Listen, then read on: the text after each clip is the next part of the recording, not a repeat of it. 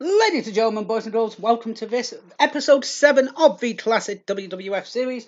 Ladies and gentlemen, it's the 25th of April 1999. It's Providence, Rhode Island. At the Providence Civic Center, 10,939 fans witnessed the last ever WWF In Your House bannered pay-per-view. A moment of silence with WWF Backlash in your house. This would be the first of 10 consecutive backlashes after the corresponding WrestleMania. So, WrestleMania 15 was last month, ladies and gentlemen, as this video would proceed itself. And ladies and gentlemen, we had the bearing witnessed to the crowning moment of a second consecutive title reign at WrestleMania for Stone Cold Steve Austin when he defeated The Rock. And ladies and gentlemen, tonight is the rematch, but pump the brakes, there's a little bit of a difference. Tonight, it's a no-holds-barred match. That's the main event, ladies and gentlemen. We also have as well, lower down on the card, we have a rematch again from WrestleMania 15. Paul White versus Mankind in a Boiler Room Brawl. It's the first ever Boiler Room Brawl match on the WWF Classic Series. Will it be good or will it be bad? Ladies and gentlemen, let's find out. So, let's go through the matches. So, the first match was the Ministry of Darkness's Bradshaw, Farouk, and Mideon taking on the Brood, which was Edge, Christian, and Gangrel. This match was a very good opener, I thought. A lot of very good technical wrestling from Edge and Christian using tag team moves to get the upper hand. A lot of strong style wrestling from Bradshaw and Farouk. Mideon basically just being Mideon and being the creep, and Gangrel basically being Gangrel. I love the way that the start of the match happened with Christian and Mideon just circling around the ring to opposite corners, just looking at each other, trying to make a move. I thought that was really good. A very nice spinebuster from Farouk onto Edge, which was very crisp, very nice, and very, very clean. Again, I thought the match was really, really good, but it was spoiled by Viscera getting involved in the match, crushing Christian between himself and the ring apron, throwing him into the ring. Christian stood up, clothesline from hell from Bradshaw, 1, 2, 3. Okay, it's a heel move, but you know what? I liked it. I thought it was really good, but I think the Brood should have won the match personally. So basically, a little bit of history for the guys. Farouk and Bradshaw would go on to win, I think, another 2 tag team title reigns before Farouk would be let go from the company, or he would leave the WWF. I can't remember. Bradshaw would go on to become JBL, which is amazing. And he would lead into that WWF title reign after defeating Eddie Guerrero at Great American Bash 2004, leading into WrestleMania 21. Edge and Christian would go on to win a couple more title reigns before separating, and Edge becoming the King of the Ring winner in 2002, I want to say. Christian would go on to become singles champion. Edge would do as well, becoming the world champion and WWE champion. Christian would also be a world heavyweight and ECW champion. Mideon would go on to become Naked Mideon and leave the wrestling industry. Haven't heard anything since from him, unfortunately. And Gangrel would go on to do porn. No joke, ladies and gentlemen. He would create the new porn order. Yay, let's get on to the next match. Al Snow versus Hardcore Holly. Now, this match was very, very interesting for a few things. There were a few restrictions. There's a few restrictions on the wrestlers who are allowed to use weapons and pin their opponent anyway. That's basically what a hardcore match is. But the match began abruptly when Hardcore Holly used the Hardcore title, the actual championship belt, to hit Al Snow with it. The match would move quickly onto the outside and into the crowd. Snow would perform a moonsault from the crowd barrier, but was unable to pin Holly after returning to the ring and somehow being busted open. Al Snow would get a hockey stick to try and hit Al Snow, but to hit Hardcore Holly, but it wouldn't happen, unfortunately. The two fought to the backstage area where Holly tried to hit Snow with a kitchen sink, no joke, and Bob dropped it when Al Snow used a hose to spray Hardcore Holly with. The two then moved on to the parking lot where Holly threw Snow through from the stairs. So they moved up to some stairs, and basically they were fighting on the stairs. Al Snow got onto the barrier of the stairs, and basically Al Snow, Hardcore Holly just pushed him into some garbage. No joke, legit. It was hilarious. And then Hardcore Holly jumped onto the garbage to try and pin him on that. That was fun. Snow tried to pin yeah, so basically, sorry, I just had to think about this for a second. So basically, they went to the production area, and Al Snow and Hardcore Holly were fighting in there. And then all of a sudden, literally, Al Snow tried to hit Al Snow with something, and literally, Al Snow hip tossed Hardcore Holly onto a car. Fuck me. And then Al Snow would elbow drop onto Hardcore Holly to try and get a pin. 1, 2, kick out. They would go back to the ring, and Al Snow would hit Hardcore Holly with a frying pan, but refused to pin him for some stupid fucking reason, to basically put him through a table. Put Al Snow on the table, bam, bam, bam, would go over to the top rope. Hardcore Holly would then do a superplex through the table, and weirdly enough, the referee started counting for a 10 count, but there's no countouts and there's no countouts in this world. There's no knockouts in a hardcore match. Anyway, it was fucking confusing.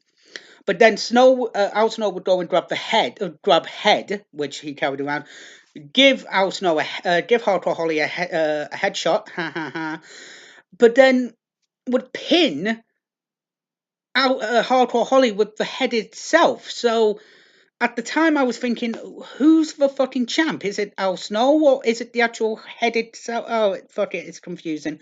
Hardcore Holly, Al Snow's the champion. Either way. Next up was Gangrel. Goldust versus the Godfather. Yes, ladies and gentlemen, we got holes. Garden hose, to be precise. I don't know why the Godfather went back to the backstage area to grab garden hose. I really don't know. Anyway, going back to this. A really good match for the length it was. Goldust would come out with the Blue Meanie. The Blue Meanie would get himself involved in the match, attacking Godfather when he was thrown out of the ring, and choking him on the bottom rope when they gave to give Goldust a sack of flour or some white powder. I'm thinking it's cocaine, maybe. I don't know. But yeah, basically, Goldust punched it into Goldust's eyes. This blinded Goldust and began to punch Boomini and perform the Shattered Dreams because he's blind. Fucking idiot. But then Godfather would punch would kick Goldust onto the floor, get a pin. 1, 2, Boomini jumped up, tried to hit the Godfather. Godfather rolled out of the way. Went into Goldust's testicles! Yay, because ball humour, apparently. So then Godfather would punch Boomini in the corner, Irish whip into the other corner, get set up for the whole train, do it, and then pick Goldust up on his shoulders, driving his head into the mat with the pimp drop, which is a DDP, which is a Death Valley driver, for the win and to retain the title. Now, next up, and yes, ladies and gentlemen, the streak lives! The New Age Outlaws, the Road Door, Jesse James and Billy Gunn taking on the team of Jeff Jarrett and Owen Hart. So, Debler, for some reason, when Road Dogg got onto the mic, he wanted to see Debler's puppies. But the problem is, puppies, what puppies would he want to see? The Golden Retrievers, the German Shepherds or the Labradors? I don't know. I don't know. This is one of the things I want to know. What are Debler's puppies? I really want to know. Come on. Anyway, getting back to this. Basically, Debler just wore one of the most skimpiest outfits I've ever seen in my fucking life. Basically, Outlaws tried to make a strip. Wouldn't happen. Gunn offered to show everybody his ass. And then, basically, front foot, Jeff Jarrett and Owen Hart attacked for Road Dogg and Billy Gunn. This was a really good tag team match. This is basically to determine the number one contenders to the tag team titles, which is held by Ed Pack and Kane. We'll get into that in a little bit. Very good opening contest with Road Dogg and Jeff Jarrett beginning wrestling. A beautiful swinging net breaker from Jeff Jarrett. I thought that was amazing from Jeff Jarrett.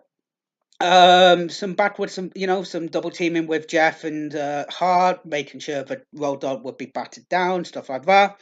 Road Dogg managed to get a backslide pin onto Hart, but would kick out naturally. Basically, Road Dogg was isolated for some time. Double clothesline, Billy Gunn would get into the match. They both delivered, Billy Gunn and Road Dogg delivered a 10 punch to their opponents in opposite corners. So 1, 2, 3, 4, 5, 6, 7, 8, 9, 10. But then the match quickly shifted, and Hart and Jarrett were going to get a sharpshooter and a figure four leg lock in, respectively, on to Road Dogg on Billy Gunn, respectively. But Gunn got freed, jumped, used the Famouser onto Hart, got the pin with the Famouser 1, 2, 3, and then afterwards, Gunn moved the fans. Yay. Okay, next up was Big Show and Mankind in a boiler room brawl. This was quite a weird match after the tag team match, but we'll get into it. So, basically, the idea of a boiler room brawl match is you both enter a boiler room, and the first person to win is basically the person who wins is the first person to leave the boiler room. Originally, it was they would start Undertaker and Mankind started the boiler room brawl matchup. Basically, they would fight in the boiler room, go to the ring, and whoever grabbed the urn from the hall bearer would win the match. Mankind would win that match. He is undefeated going into these types of matches. So let's get into it. So Big Show, I'll just call him Big Show for fuck's sake. Big Show entered the ring, entered the building, the boiler room, looking for Mankind, who would hit him from behind with a stick, and then tried to push him into an electricity cupboard. Kind of funny. The two then continued the brawl. With Big Show picked up a table and smacked Mankind with it. It was bloody amazing. Carry on a little bit more when, quite literally, Mankind picked up a pane of glass and smacked it onto fucking Big Show's head. I don't know if he cut himself or if it was a blade job. I don't fucking know. The legitimate glass fucking cut him open, or if he bladed, but fuck me, it looked like a realistic job. Mankind's hand was bloody. By the end of the match, he was literally able to print his hand. He was able to print his hand onto the concrete, and you could actually see the actual fucking ringlets on his fucking fingers. That's how fucking bloody he was. It was in his hand. It was nasty. So basically, it just, Mankind would leave fucking bloody prints wherever he would go after that point. It was fucking disgusting. Mankind tried to climb a ladder, but Big Show put a stop to it and choke slammed him, not just through two tables, but two tables with glass on them as well, which was even more painful. So then they carried on fighting to the bottom of this boiler room. They would grab, Big Show would get Mankind onto some stairs with wheels or something like that, literally ramming into an area, and then Mankind just went wee bop over it, which was quite good. Then Mankind took advantage by spraying steam into Wright's face by hitting a pipe. And then they would carry on, and then to the end of this is the end of the match now. Literally, Mankind would knock Big Show into a pile of suspended pipes. These were plastic pipes, by the way, not metal. And there was about 100 of them or something like that. And then Mankind escaped the room and win the match, only to be assaulted by Big Boss Man and Tess for some reason. They were battered. Mankind when Big Show would come out from the pipes, see that Tess and Boss Man are beating the crap out of Mankind, and help Mankind. But he was in the match with fuck it. Basically, and then Big Boss Man would run away from Big Show, stuff like that, and then Tess would have Mr. Suckle down his gullet. by Mankind. Okay, the next match was X-Pac and Triple H. This one was a really good match. I thought this was a good opening contest, good start. Uh, China basically supporting Triple H, tried to attack X-Pac, but made it clear X-Pac did not attack her. Very nice. But with Triple H sitting in the corner, X-Pac tried to perform the Bronco Buster, but China distracted X-Pac, and Triple H was able to escape the move and forced X-Pac into the turnbuckle, which legitimately played up a genuine neck injury that X-Pac had. But Triple H would then focus his attack on the neck, particularly keeping him in a neck hold for a number of minutes, and then a similar Dragon Sleeper, which was quite nice. But that dragged a little bit. It needed something. But X-Pac fought back, but then was thrown out of the ring while China attacked him. After suffering more assault on the neck, X-Pac even the matchup with a slipper hold of himself and built a fast momentum using his kicks and punches and stuff like that. He almost won the match with a very nice tornado DDT, which was very, very beautiful. But Triple H escaped to the outside of the ring. X-Pac attempted a baseball slide. But he knocked out Mike Chioda, the referee, instead. China then interfered, knocking out X-Pac. But suddenly, Kane appeared and basically chokeslammed Triple H and China, and then put them in a corner and left the arena. So then X-Pac could perform a Bronco Buster onto both. But whilst he was attacking China, Triple H recovered, spun him around, pedigree, 1, 2, 3, and won the match. I thought that was okay. And then the second to last match was The Undertaker versus Ken Shamrock. Now, this was a really good match. Undertaker was using wrestling throws and punches, whilst Ken Shamrock was using was countering by using submission holds to keep The Undertaker down, which was very, very good, I thought.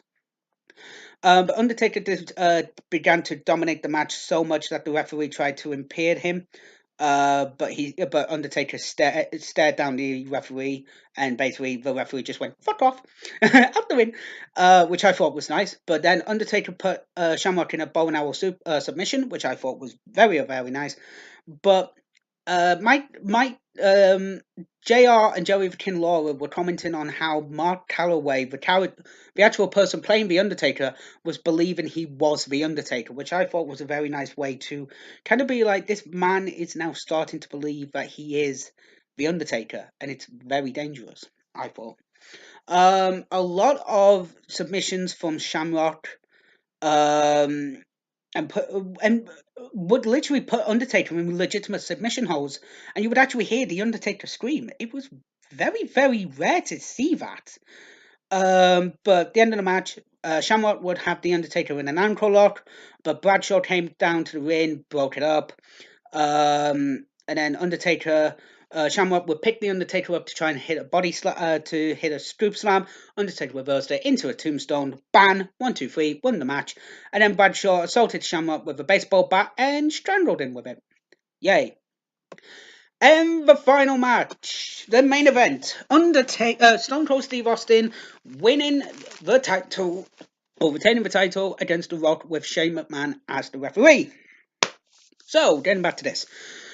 So basically, before this match even began, Austin just bolted to the ring and just started smacking The Rock, and The Rock just smacking him back.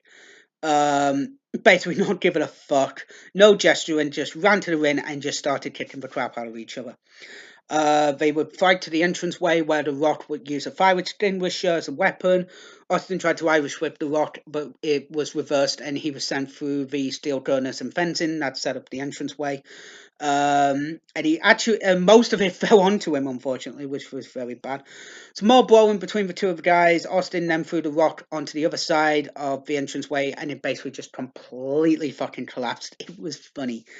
The two would continue to then use walls, barriers, technical boxes until they got back to the ring, and basically The Rock was in the corner. Austin is basically kicking the crap out of The Rock. Shane is trying to acknowledge Austin, but The Rock is about to make a running attack, but Austin sees it and throws him over the rope. Again, I thought that was actually a very good use of the way the story is. They know each other so well, I think. Another funny thing was Austin. Sorry, Austin tried to put the Rock through the Spanish announce table, but it was reversed into a rock bottom. The Rock stood up, stole one of the Spanish announcers' fucking headsets, insulted one of the Spanish announcers and Austin himself, carried on kicking the crap out of Austin, and then literally walked up to a cameraman, stole the camera, and is shit talking to Austin on the other table. Looks at the crowd and it's just saying, "Oh, look at these pieces of monkey crap all over." Turns back, sees Austin, double finger. Oh shit, Dad! Stunner through the table. It was fucking hilarious.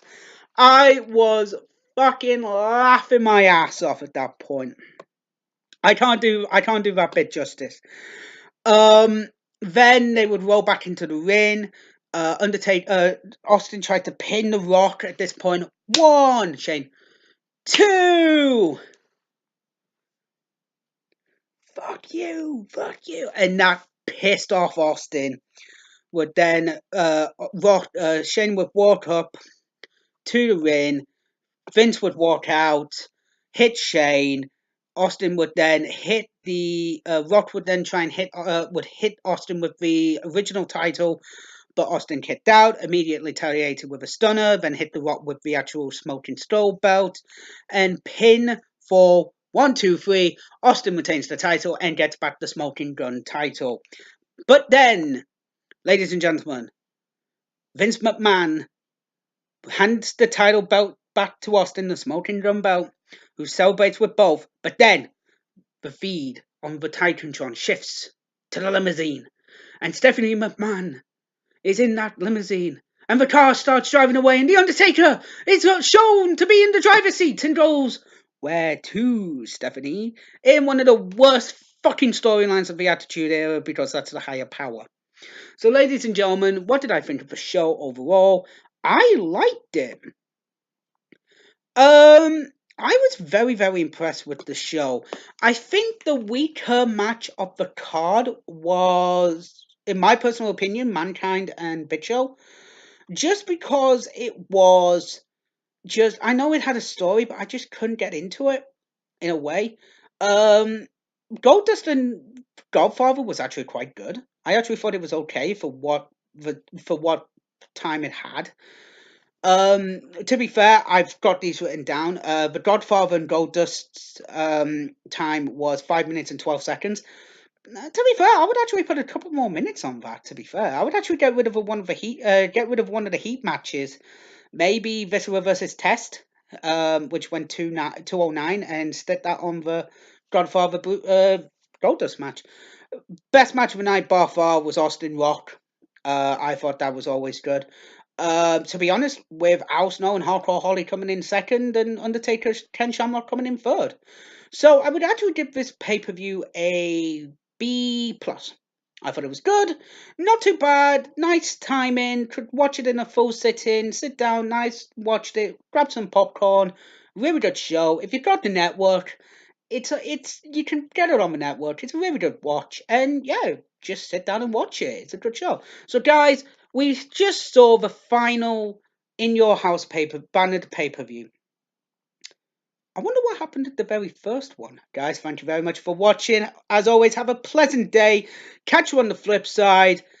And I'll see you next week for the next WWF Classic review. Goodbye, guys.